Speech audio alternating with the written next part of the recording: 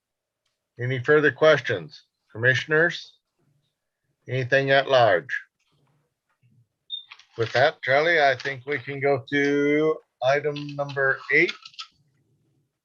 Number 7, we have no executive session.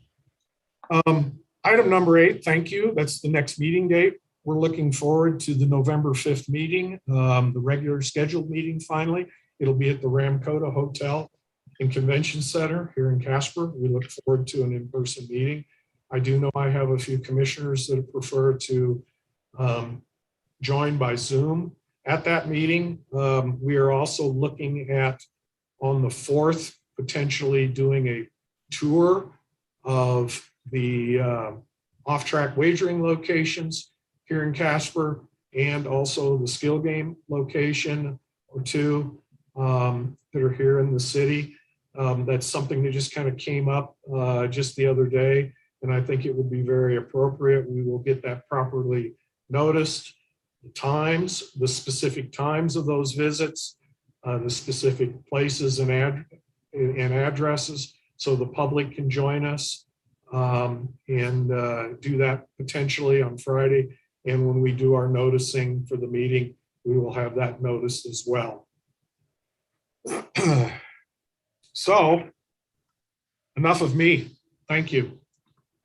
Are there any other questions at this time for Charlie or the commission? With that, then item number 9 is adjournment then. At 11:26, yes. Thank you, everyone, for participating. Good And seeing we will see everyone. you. Thank you. Take care. Have a good weekend. Thank you.